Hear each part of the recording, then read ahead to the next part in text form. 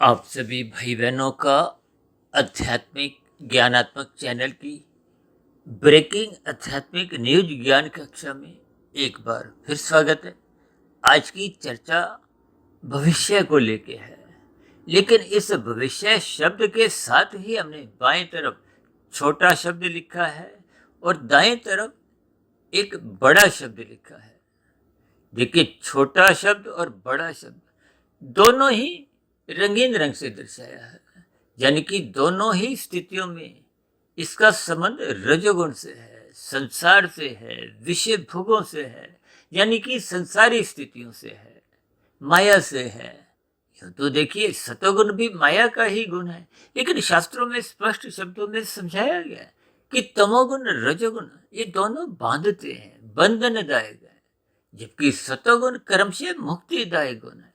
इसलिए तो कहा जाता है सतोगुण का संग करो। सतोगुण का संग करने की स्थिति का अभिप्राय क्या है कि आपका हमारा जीवन में सत्संग श्रद्धा पूर्वक हो। और शास्त्रों ने तो यहां तक आगाह किया कि जो मनुष्य सत्संग नहीं करता उसके जीवन में ये पशु वृत्तियां पनपने की संभावनाएं बढ़ने लगती है। और ये संभावनाएं कब देखिए यथार्थ रूप में नाचने लगती हैं। इन सभी स्थितियों का आप और हम प्रत्यक्ष रूप से बहुत प्रतिदिन अपने परिवारों में, गली मोहल्ले में, शहरों में, सभी देशों में ही लगभग ये स्थितियां बनती जा रही हैं। और आजकल तो देखिए ब्याह शादी में कुछ ऐसी ही स्थितियां बनती जा रही, प्री वेडिंग की स्थितियों में भी कुछ ऐसी ही स्थितियां बनती जा रही। इन सभी स्थितियों को जब तक आप और हम ज्ञान पूर्वक समझते नहीं, इसलिए हमारी कोशिश होती है कि प्रतिदिन सुबह शाम प्रकृति के 3 गुणों की रहस्यमय स्थितियों को समझाएं। भगवान श्री कृष्ण जी ने तो यहां तक कहा है कि 3 गुणों के ज्ञान विज्ञान को गूढ़तम ज्ञान समझो। इनसे गहरा ज्ञान कोई नहीं है। और इन गुणों का ज्ञान होने से ही आपको में 3 शरीर, स्थूल शरीर, सूक्ष्म शरीर, कार्य शरीर का बोध होता है। और आत्मा परमात्मा तो देखिए चेतन सत्ता है। आत्मा ज्ञान स्वरूप है, परमात्मा आनंद स्वरूप है। देखिए, सभी आत्मा स्वभाव से ही परम सुख तलाशती है। और संसार में तो देखिए ये माया तो जड़ है। तमोगुण रजोगुण, ये तमोगुण का अभिप्राय पदार्थों से है, रजोगुण का अभिप्राय संसारी आकर्षणों से है, रजोगुण का अभिप्राय शास्त्रों में ही स्त्री पुरुष के आकर्षण से भी जोड़ा गया है। ये संसारी जितने भी सुख सुविधा के साधन हैं, मान प्रतिष्ठा की स्थितियां हैं, संसारी उपलब्धियां हैं, ये सब राजसी स्थितियां हैं। इन सभी स्थितियों से मनुष्य का कभी भी तृप्ति नहीं होती, संतोष नहीं होता। तभी तो सिकंदर ने भी देखिए, जिसने पूरा आधा संसार से अधिक विजय पा ली थी, उसने भी मरने से पूर्व इस बात को स्वीकार किया था कि ये धन दौलत वैभव ये सभी कोई काम नहीं आते। हम तो अक्सर यहाँ तक कहते हैं। देखिए, ये आपके मेरे अनुभव की स्थितियां हैं। ऐसे कितने ही उद्योगपतियों की मृत्यु आपने हमने देखी है। कितने ही राजनीतिक दलों के एक शिखर पर पहुंचे प्रधानमंत्री, राष्ट्रपति, फिल्मी जगत के सुपरस्टारों की भी स्थिति आपने देखी है। खेल जगत के नामी गिनामी खिलाड़ियों की भी कुछ स्थितियां आपने देखी होंगी। देखिए, ये सभी स्थितियां आपको में कुछ इशारा करती हैं, संकेत देती हैं। देखिए, अक्सर हम आप शमशान घाट में जब जाते हैं किसी के अंतिम संस्कार के दृष्टिकोण से, तो वहां आप देखते हो ना, आपको में कुछ क्षणिक वैराग्य जगता है। अब किसी का देखिए मिनटों के लिए जगता है, किसी का घंटों के लिए, अब किसी का कुछ दिनों तक बना रहता है। लेकिन ये संसारी स्थितियां, ये जो बाएं हाथ में हमने देखी छोटा और बड़ा शब्द, ये राशि स्थितियां ही मनुष्य को संसार में लगाए रखती है। अब देखिए ना, भविष्य शब्द को हमने सफेद रंग से दर्शाया है, और सफेद रंग का दाएं तरफ जो इशारा है वो भी सफेद तीर से दर्शाया है, और बाएं हाथ का जो इशारा है तीर का वो काले रंग से दर्शाया है। देखिए, इन रंगों की स्थितियों को, तीरों को और तीरों के रंगों की स्थितियों को आपको भी ज्ञान पूर्वक समझना चाहिए। ये तो देखिए, सभी मनुष्य अपना भविष्य उज्जवल बनाना चाहते हैं। आप और हम देखिए, बच्चों को 2.5-3 वर्ष के होते ही प्ले स्कूल में भेजते हैं, नर्सरी कक्षा, और फिर जीवन के आरंभिक 20-22 वर्ष वो भौतिक शिक्षा ग्रहण करते हैं। किस लिए? ताकि उनका भविष्य सुंदर हो। देखिए, ये भविष्य सुंदर होने का अभिप्राय वर्तमान जीवन की स्थितियों से है। और ये जो बड़ा भविष्य हमने शब्द लिखा है, ये बड़ा भविष्य का अभिप्राय मरने के बाद की स्थितियों से है। क्योंकि आत्मा जब तक भौतिक जगत की 84 लाख प्रकार की जोनियों से मुक्त नहीं होती, और मुक्त होने का जो मुख्य कारण है वो तो आपका हमारा कारण शरीर है। जब तक कारण शरीर स्थूल शरीर के रहते रहते समाप्त नहीं होता, या यूं को शुद्ध नहीं होता, या यूं को कि आत्मा के ऊपर जो जो आवरण है, बंधन है, जब तक वो समाप्त नहीं होते, तब तक आत्मा परमात्मा के लोक में प्रवेश कर नहीं सकती। देखिए, ये बहुत ही स्पष्ट शब्दों में एक नपातुला संदेश है। उसी स्थिति को ही शास्त्रों में मोक्ष का नाम दिया गया है। मायातीत की स्थिति को भी आप समझ सकते हो। देखिए, 4 पुरुषार्थ धर्म, अर्थ, काम, मोक्ष अक्सर हमारी चर्चाओं में बार बार बोले जाते हैं। धर्म का अभिप्राय सत्वगुण से है, अर्थ का अभिप्राय धन से है। धन का अभिप्राय क्या है? कि आप धन कमा कमा के क्या खरीद सकते हो? प्रसन्नता नहीं खरीद सकते। आप केवल सुख सुविधा के साधन खरीद सकते हो। ये सभी स्थितियां आपको भी क्रमबद्ध तरीके से जब समझ में आ जाएंगी, इन गुणों का खेल समझ में आ जाएगा, तो फिर आपको में अपने स्थूल शरीर, सूक्ष्म शरीर, कारण शरीर का भी बोध होने लगेगा। ये जन्म मरण की स्थितियां तो स्थूल शरीर की होती है। स्थूल शरीर के मरते ही जैसा जैसा कारण शरीर में कर्माशय संस्कार होते हैं, उसके आधार पे ही अगली जोनी का निर्धारण हो जाता है। आप भाई बहनों को हो सकता है ध्यान हो, तकरीबन 4-4.5 वर्ष पहले हमने एक वीडियो बहुत बड़ा, मनुष्य के मरने के बाद का अगला जन्म, वो लगभग 2.25 घंटे की वीडियो, उस पर हमने विस्तार से इन सभी स्थितियों पर प्रकाश डाला था, ताकि आपका हमारा जो बड़ा भविष्य है वो सुंदर हो। यह सुंदर होने का अभिप्राय आध्यात्मिक स्थितियों से है। ये जो राशि स्थिति हमने बड़ा शब्द लिखा है, इसका अभिप्राय तो देखिए, जब मनुष्य प्रोप करके कार्य इस भाव से करता है कि उसको संसार के वैभव मिलते रहे, संसारी सुख मिलते रहे। ये संसारी सुख के 5 भोग्य विषयों की गंध, रस, रूप, स्पर्श, शब्द, जिनको मैं सरल शब्दों में अक्सर देखिए सुख, सुविधा, स्वाद, सम्मान, सत्ता से जोड़ देता हूँ। और इसी तरह सेवा, सत्संग, स्वाध्याय, ये 3 स्थितियों से भी मैं एक विशेष एक्स से जी जुड़ी हुई स्थितियां जोड़ता हूँ। देखिए, कभी कभी कुछ स्थितियों को एक युक्ति पूर्वक समझाना होता है कि बात कहीं आपके टिक जाए, क्योंकि टिका हुआ ज्ञान ही आपके हमारे जीवन में सकारात्मक परिवर्तन लाएगा। यदि ज्ञान टिकता नहीं है, अक्सर देखिए ये ज्ञान आंखों द्वारा पढ़ा जाता है, कानों द्वारा सुना जाता है, आंशिक रूप से, बहुत ही हल्के में, तो फिर ऐसा लिया गया ज्ञान कोई विशेष प्रभाव डालता नहीं। भले ही कुछ घंटों तक सात्विक स्थिति बनी रहती है। यो तो देखिए, ऐसे किए गए सत्संग की भी शास्त्रों की कोई निंदा नहीं है, लेकिन ये सभी स्थितियां आध्यात्मिक उन्नति के दरवाजे खोल नहीं पाती। हम तो बार बार कहते हैं, देखिए, ये मनुष्य जोनी कर्म जोनी के साथ साथ साधना जोनी का अवसर है, और अवसर का लाभ आपको में उठाना चाहिए। यानी कि अपने जीवन में आध्यात्मिक उन्नति करनी चाहिए। आध्यात्मिक उन्नति करने का अभिप्राय आपका जो हमारा बड़ा भविष्य है, वो ये जो हमने बड़ा शब्द राशि स्थिति से दर्शाया, ये राशि स्थिति का अभिप्राय संसारी वैभवों से, संसारी सुखों से। जबकि परमात्मा की नजदीकियां तब तक प्राप्त नहीं होती जब तक आप और हम अपने कार्य शरीर को क्रमशः शुद्ध नहीं करते। शुद्ध होने का अभिप्राय क्या है? कर्म योग, ज्ञान योग, भक्ति योग की स्थितियों में अपने आप को स्थित नहीं करते। देखिए, योग की स्थितियों में ही तो आपकी हमारी आध्यात्मिक उन्नति के दरवाजे खुलते हैं। आत्मा का जो एक आवरण है, अज्ञानता की स्थितियां हैं, वो कमजोर पड़ती हैं। और आत्मा और परमात्मा का तो देखिए सजातीय संबंध है। आत्मा ज्ञान स्वरूप है, परमात्मा आनंद स्वरूप सत्ता है।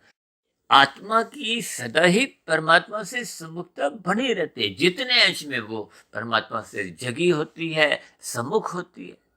कि तभी तो कहते हैं सत्संग श्रद्धा पूर्वक करो, गुरु के प्रवचनों को सुनो, शास्त्रों का स्वाध्याय करो, ब्रह्म मुहूर्त में उठो। ये ब्रह्म मुहूर्त सतोगुण की एक शुद्धतम स्थिति है, जो सूर्य निकलने से पूर्व के 2 घंटे 40 मिनट की स्थिति है। इन सभी स्थितियों को जब आप और हम संग परमात्मा से जुड़ने के लिए करते हैं, देखिए ये सभी स्थितियां परमात्मा के सम्मुख ले जाती है और संसार से, इन राशि स्थितियों से, इन विषय भोगों से आपका मना ज्ञान पूर्वक वैराग्य करता है। देखिए क्षणिक वैराग्य तो आपको में होता ही रहता है। स्थूल शरीर के स्तर पर जब रोग हो जाते हैं तो आपका मरा डॉक्टर के कहने से कहो या अपनी बुद्धि के स्तर पर भी कुछ स्थितियों में आप भोगों से बचते हो।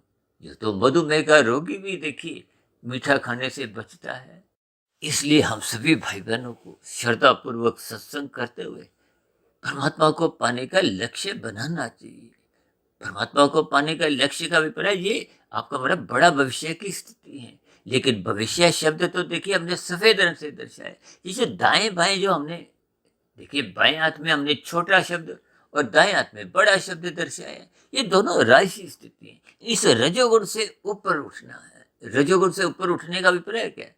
देखिए तमोगुण से अच्छा रजोगुण है, रजोगुण से अच्छा सतोगुण है। अक्सर हम इन तमोगुण को 1, रजोगुण को 10 और सतोगुण को 100 से समझाते हैं और परमात्मा को विशुद्ध सतोगुणी सत्ता को 1000 से भी समझा देते हैं। देखिए ये 10 गुणों की स्थितियों का एक सूत्र है जो परमात्मा की प्रेरणा से, गुरुओं के आशीर्वाद से, ब्रह्म मुहूर्त समय विशेष में इन सभी स्थितियों को हम ज्ञान पूर्वक समझाने का प्रयास करते हैं। क्योंकि ये सूत्र देखिए परमात्मा की प्रेरणा से, गुरुओं के आशीर्वाद से उस समय विशेष में बना था जब 1000 का नोट देखिए प्रचलन में था। 1000 के नोट को जैसे हम बहुत अधिक महत्व देते हैं, ठीक इसी तरह आपको हमें परमात्मा को महत्व देना। देखिए 1000 का नोट बंद हुआ तो 2000 का नोट आ गया, तो हम कुछ 2000 की नोटों की स्थितियों से भी समझा देते थे। अब तो देखिए 2000 का नोट भी नहीं है, 500 का ही नोट है। देखिए इन सभी स्थितियों को आपको विज्ञान पूर्वक समझना चाहिए। मिले हुए जीवन में सर्वप्रथम पाप कर्मों से बचना चाहिए, क्योंकि मनुष्य छोटे छोटे सुखों के लिए, छोटे भविष्य को ध्यान में रखते हुए मनुष्य पाप कर्म कर जाता है। अब देखिए ना, अक्सर हमारी चर्चाओं में बार बार कहा जाता है ना, लाल बत्ती पे रुको, ये अपने धर्म का पालन करो। धर्म का अभिप्राय धारण करने की उस प्रवृत्ति से जिससे आप और हम दूसरों के अधिकारों की रक्षा करते हैं, अपने कर्तव्यों को प्रसन्नता पूर्वक ईमानदारी से निभाते हैं। जब आप छोटे से एक स्थिति को ही स्वीकार नहीं करते, दूसरों का हिस्सा खा जाते हो, दूसरों की हरी बत्ती में विघ्न उत्पन्न करते हो, तो ये देखिए कानून का भी उल्लंघन है। और कानून का उल्लंघन होते तो आपका हमारा चलान कटता है। भले ही यहाँ के चलानों से आप और हम देखिए बच भी जाएं, इससे कोई फर्क नहीं पड़ता। परमात्मा के यहाँ तो उसी क्षण आपका हमारा चलान कट जाता है। ये कर्मफल सिद्धांत के अनुसार ये स्थितियां निरंतर बनी रहती हैं। ये स्थितियां निरंतर बनी रहने के कारण ही ये मनुष्य से नीचे की जो 80 लाख प्रकार की तामसी निंदनीय कष्टमय जोनि है, इन जोनियों में भी देखिए वो सभी जीव कभी न कभी मनुष्य योनि में आपके हमारे समान नहीं थे। उनके भी भोग विषय बिगड़ गए थे। इसलिए तो गीता में भगवान श्री कृष्ण जी ने अर्जुन के रथ के 5 घोड़ों की स्थितियों की लगाम को अपने हाथ में रखते हुए ये ज्ञान उपदेश दिया। क्योंकि ये भोग विषय जब अमर्यादित हो जाते हैं, यही मर्यादा का पाठ तो देखिए प्रभु राम जी ने त्रेता युग में विभिन्न मर्यादाओं का पाठ पढ़ाते हुए मर्यादित जीवन जीने की एक विशेष प्रेरणा देती।